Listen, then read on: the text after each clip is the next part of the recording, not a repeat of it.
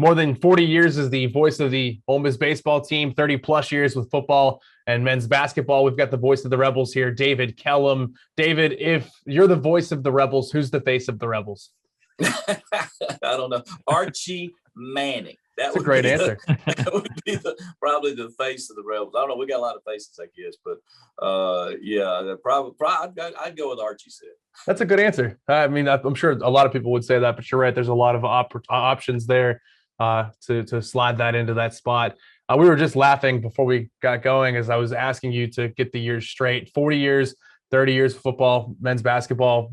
And then you said, what's it for me? And it's 5 years that I've been doing this. And, and 5 years of it all, and an imposter syndrome for me is still taking place every time I walk out of the booth. Does that ever go away where you're like, man, how do I get to do this? Why me? Why am I allowed to be able to call a sporting event? No, yeah, all the time. I mean, all the time. You know, the common thread for me is in high school, and not to take anything away from people who didn't play the sports, but I played football, basketball, baseball, tennis, ran track till they realized that was stupid. I was a little slow. What's he running track for? It's kind of the way to keep football players in shape. But you get appreciation of how hard to play the games are. And then when you get to this level and you see the skills and the incredible talent, it's mind-boggling. And so I have a good appreciation of knowing what it's like to play those sports and seeing how some people who are exceptionally good make a difference. So you walk away just about from every game. And you did 5 things this past week. And you just go, wow, that was incredible. There's always something that happens at this level that's pretty much incredible. DK, on that note, what is obviously, as we've talked about, you've been doing this a long time, and I've known you for a long time. I was a baseball student manager back in 2003 was my first year doing that, and kind of got to know you through that role. But what is your favorite thing about college athletics and being able to kind of just the aspects of being around that? I think it's that, relationships are fun.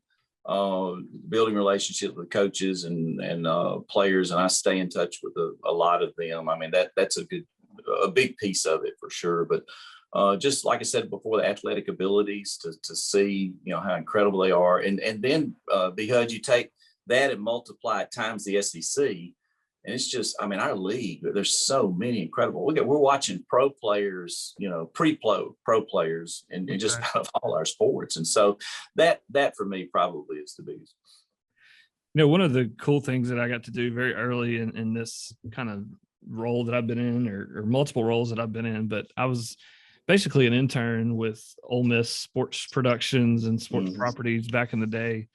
And first gig, and I remember during baseball season, they said, hey, you're going to ride with the radio crew to Kentucky.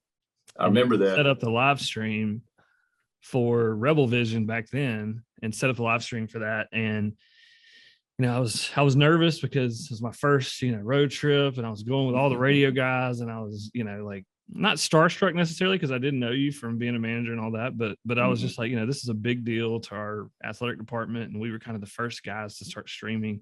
Yeah, we were. And I remember driving up and just how like it was you and Gary Darby, and I just remember how welcoming you guys were. And we had a blast. I mean, we talked the whole way there. I don't think there was a second of silence in the car.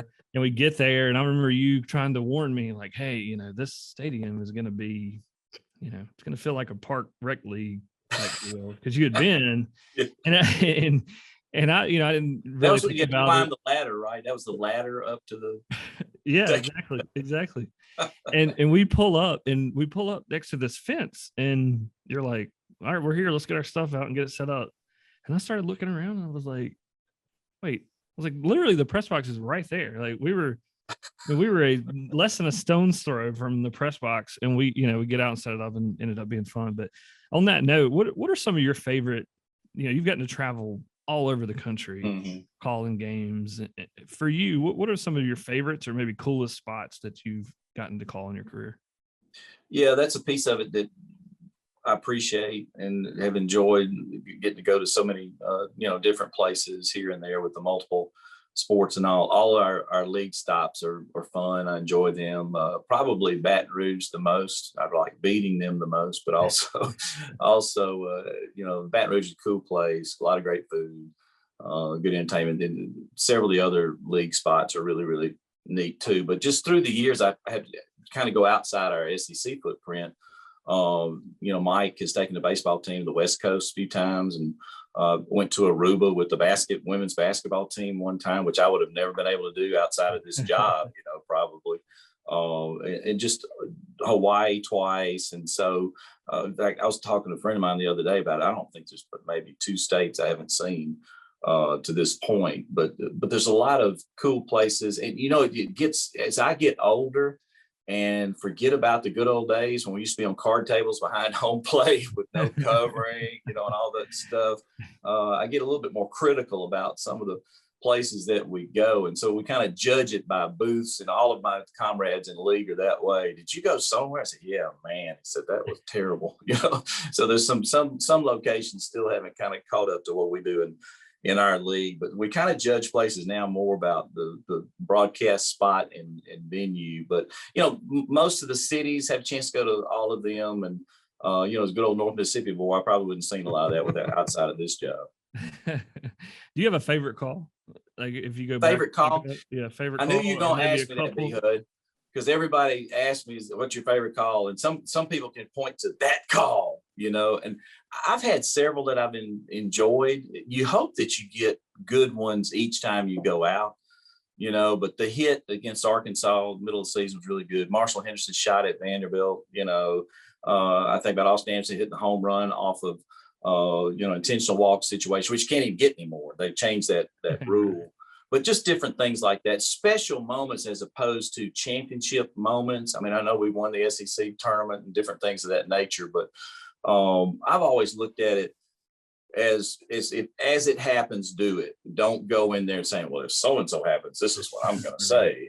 I've never done that. I haven't gone in with some pre-prep about, making the College World Series when we did that year and different things. But people will tell me what they think. I remember when you had that call against so-and-so. Yeah, I remember that was good. And there may be one I forgot about, but I've done it for so long. There's a bunch of those that apparently we executed well.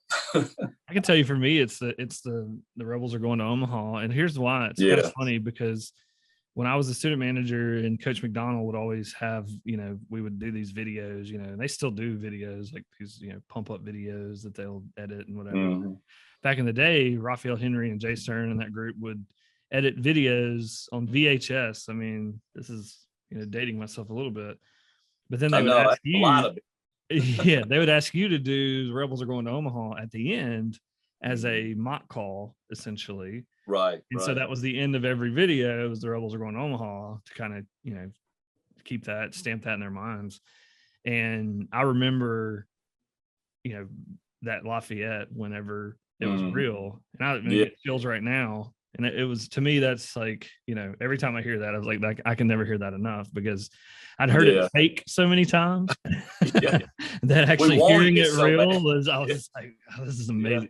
To me, that's my favorite call of DK, of anything that I've ever heard. Sugar Bowl, any of them. It's that one. I'm a baseball guy, so I'm kind of there too. And I didn't prepare for that. I knew that was the day that we could punch ticket Omaha. We've had several that it didn't work out as good, but I didn't go in with any pre-planned anything. I think I said something about the drought is over. Of course, for us, B-Hud, that's what popped in my mind. Right. Yeah, exactly. The drought is over. And I thought, man, it might not have been a good thing to say, but it's true.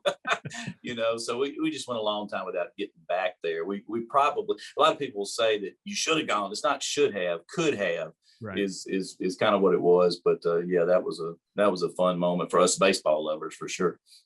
I'm glad you said that you don't really pre-plan any calls, because I feel like in the industry now, it's a lot of catchphrasey broadcasters, if that makes sense. Right. So that hits my soul in a good place when you say that. But when you look at your idols as you were getting into the broadcasting field, who were some guys you looked up to that you were like, this is the epitome of what I want to be?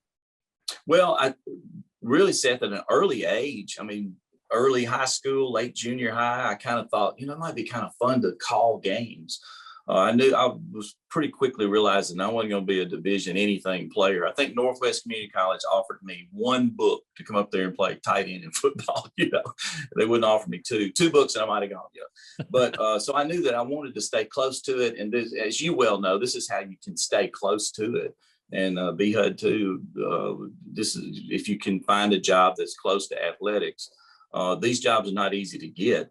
That's difficult in the radio world. There's a lot more opportunity than used to be. I teach a sportscasting class, and I tell the students that with live streaming and all these things, there's a whole lot more. So, but you go back to the days when I was doing this, there was no live stream. It was all basically radio and some television. But Vin Scully, I used to listen to Vin a lot on the West Coast, wee hours of the morning.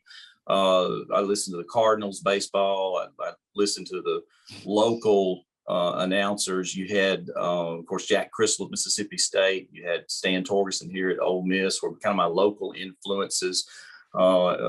Jack Eaton was in Memphis.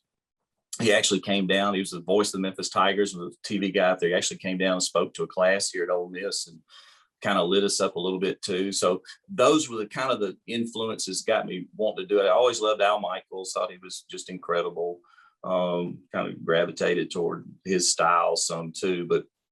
And then I sort of decided that I don't want to mock any of them, but I do want to take things from some of them and, try to develop my own style.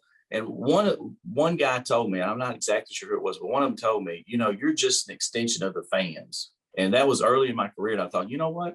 That really is what I am. If you're listening to radio and you don't get to see it, the key is to paint a picture that you feel like your buddies are sitting with you on the couch watching the game in the living room, And so I've always tried to do games, be as descriptive as possible. But some of those people were that way. Vince Scully's like your granddad. I mean, gosh, you just sit there and you feel like you're with him and you've known him all your life and you can't get within 100 yards of him. But, when you listen to him, it was really impressive. Baseball's done a little bit different than basketball than football too. But those were kind of the ones that were in my sphere of influence. Vin Scully was traded. Did you know that? Yeah. Traded in a trade. Traded the radio broadcaster. Yep. How about that? That was a good move by I know, right? We were out there for the Dodgers game. We purchased, you can still, some stadiums still do like the in-house where you can purchase a little earpiece. Right. Or whatever. And so we did that just to listen to Vin Scully. It was pretty cool. But we went out to play UCLA in the regional. Of course, I've never met him, but we had seats up kind of high, And so I kept trying to look and impress by see if I could see. Waving at him. I care less about what's going on in the field, He was my hero. Let's put it that way. No doubt. On that note, I was talking about the trip to Kentucky that time. We were kind of flipping around as we were trying to get different. And we had back then, it was kind of when SEC first got on XM. And so we were trying to listen to some other kind of broadcasts that were going on. And you kind of started talking about some of the guys that you liked in the league and different leagues and things like that. So on that note, can you tell us just some current guys that maybe you like or listen to, or you think do a really good job? I mean, everybody does a really, good job, but some guys that you kind of stand out in your mind. It's interesting. If you go back a little bit before I answer that, when I first got in the league, you had Kaywood Ledford at Kentucky. You had Larry Munson at Georgia. You had John Ward at Tennessee. On Jack Crystal's at Mississippi State. You just had these incredible announcers throughout the league. And Paul Fife was at Auburn, and I was a young buck. Wes Durham, y'all have heard Wes before ACC games and all. Wes came in year after me. I was the youngest announcer in the league in '89. Started doing football before Wes came in, and he became the youngest. I always pick at him all the time. You stole my thunder. But he was at Vanderbilt for a while, and we were sitting in this meeting with all these men. And I don't know if I said this to Wes. Wes said this to me, but said, "Are you intimidated here?" I said, "Absolutely." I mean, we were two young bucks with some, and they were great to us. They really were. And so I tried to pass that along as I've got older and run into some experiences. But we're very fortunate in the league right now. There's some incredibly good announcers. And I'll start with our arch rival, Neil Price, who came from Kentucky, does a wonderful job for the Bulldogs. I like it at the end when he's sad. But no, but Neil is wonderful, does a great job. Chris Blair at LSU is a new announcer there, paid his dues and moved up and does a tremendous job there too. Of course, you still have Mick Hubert at Florida and Eli Gold at Alabama. Those are the only two that started just a little bit before me, but everywhere else it's just new voices, and there's some really, really good ones throughout the league. You talked about teaching a sports broadcasting class here at Ole Miss. Your path into broadcasting is going to be as different as almost anybody. It's going to be different than mine, and it's certainly going to be different than the kids that are coming up through their studies now. What do you tell them about getting into the field? Because reading about your start, you're a high school senior, you got a chance to call baseball, and bam, ever since it's been you calling baseball games. That doesn't happen anymore. No, you're right. It's really unique because I'm a graduate of the University of Mississippi, and a lot of the announcers aren't doing games for their school. So I really do fall in a pretty unique category. I had a couple of chances to leave, but my roots just got deeper and deeper. And so I am homegrown. I've got, Ole Miss diploma on the walls. That gives me a license to be a homer or whatever I want to do, but here's what I try to tell them, Seth. I mean, I watch you in your career, and you're underway, and who knows where it's going to lead you down the road. Right now, we're glad you're at Ole Miss, but there's a lot more opportunities in the on air part of this world. But I get David Diller to come over and speak to them about the other aspects, the behind the scenes.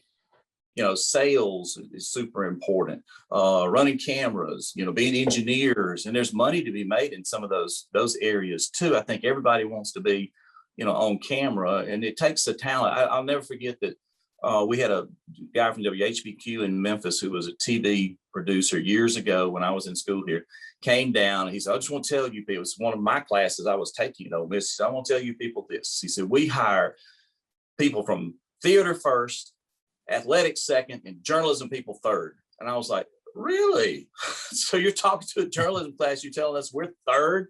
And he went on to explain that you have to have a degree of talent to be able to do it. He liked the teamwork part of it, and then journalism was like third, and that stuck with me. So I don't tell them that because I want to keep teaching in the journalism department, But I think the combination of from an on-air standpoint, you got to be gifted and you got to work at your craft and all that. But if that doesn't go down the right path, there's so many other things that you can do and still be involved in. A lot of areas make more money. I mean, the salespeople sometimes make more than the GMs make in various companies and all.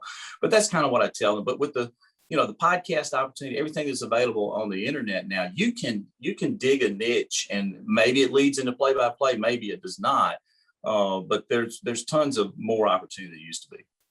Yeah, I took your sports broadcasting class. It's one of my few A's in my career. I was excited. It's because you carried my equipment as a manager for baseball, so I said, right. I got to give this guy an A. Whatever it takes. I'll do whatever. I asked the professor to wash his car one time to try to get a Did you? A D. Well, you mentioned it, so we got to go there now. Okay, this is down our list, but we're gonna veer off a little bit. You came to Ole Miss pursuing a theater degree, so what kind of Hollywood star are we missing out on here? That big one. You went into radio instead of you took the broadcasting path instead of. I was good, man. I've been the next Clint Eastwood. Here's the deal with that. My mother was professor of theater at Ole Miss for several years, and in high school I did some shows and all. And I kind of got to that crossroads: sports, theater. Do I want to do that? And then I kind of revisited it. But once I got into school at Ole Miss, I got hired immediately by a local radio station. I started doing play-by-play right out of the gate. And so it was really the path I wanted to take. But when I got through my undergrad, I did go to grad school, and in theater at Ole Miss, still had the bug, to possibly do some theater. But then pretty much buried that and decided, hey, I've got to go this direction instead. And you talk about a tough life, is trying to break through in the theater world. Is very, very difficult. Celia Ward, though, who is actress, is from my mother's side of the family, the Ward side of the family, from Meridian. And so I just kind of live life through her. So each time she has gotten a good role through the years, I'm like, yeah, I'm related to her. So that's my connection to theater. So after all these years, you've been doing this, do you still get, is there still an excitement level on the first game of the sports calendar? Is there still butterflies, or is it now been doing it for so long, the prep work's put in, it's just kind of natural? Well, my level of confidence is much better, obviously, than it used to be. Having done so many games, but yeah, I still get butterflies and excitement, and can't wait to see what we're going to see. And I talked to Keith Carter not too long ago about that. Said, how long will DK go? You know, we were talking about. I said, you better not retire anytime soon. Just picking at me, but you know, when that starts to wane, I think that's when you need to realize, okay, it's time to go, you know, tour the country and be retired and all that kind of stuff. But I have a tremendous passion for it. My work ethic is still really strong in the prep area. And I still get butterflies right before any broadcast. I mean, it can be, you know, non-conference game in the middle of the week in baseball, or whatever that may be. There's a little degree of nervousness. I think you got to have some of that to be effective, and I always go into every broadcast wanting to make you feel like you're there, like I said earlier. And from a compliment standpoint, if somebody comes to me and says, man, I felt like I was right there with you, it's like, there you go. You know, I've been listening to you all my life, which is a good comment. I appreciate that too. And those type of things. But when someone says, I felt like I was there, then we as a group, just not me as an individual, but as a group, whether it's whatever broadcast team we have, then that's the best compliment. Football, baseball, basketball, which sport on campus don't you call that you're envious that maybe you can take some reps off of my hands and get some broadcasting? Which sports do you wish you got to call a little bit more? Well, in your case, you'd have to teach me about some of the other sports. You know, I love volleyball. Mary and I will try to go to volleyball. COVID kind of shut that down, so we enjoy that. We enjoy softball, tennis. We enjoy all of them. You know, but soccer, I don't know if I could call soccer. You'd have to really train me on soccer. I go out to soccer and I don't know the rules as well as some of the other sports and all. But yeah, here's the deal that we got to do, Seth. We've got to figure out a way to do men's and women's golf. I mean, the women win the national championship. The men have been so dominant through the years. We have got to figure it out, but not because of that, because talk about places they go to. I kid Malloy all the time.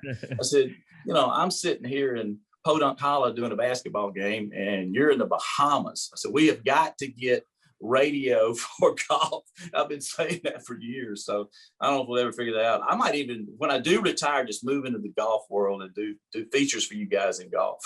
That sounds good to us. I'll tell you one, it's not one of our Division I sports, but hockey. Yeah. Hockey is a sport I wish that there was an opportunity to call at the SEC level. That seems fun to me. It's my pace. I'm from Pittsburgh. Right. I have have a love for that sport. That would be fun to do for sure. Well, we're totally different there because I grew up in the South. We didn't have hockey. We just thought that was a thing that, you know, the Canadians did. It was out of the world and all that. But I grew a tremendous appreciation for it.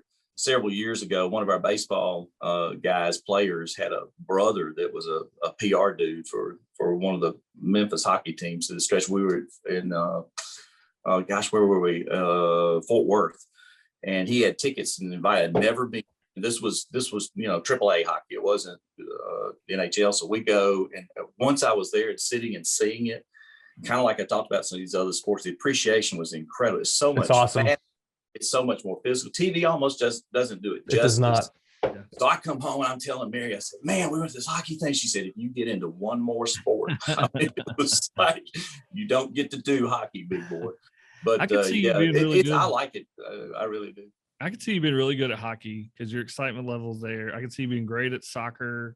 Your excitement level's there. Golf, I think. I mean, we'd probably have to sedate you to some extent to get you to do golf. Maybe golf needs that, don't you think?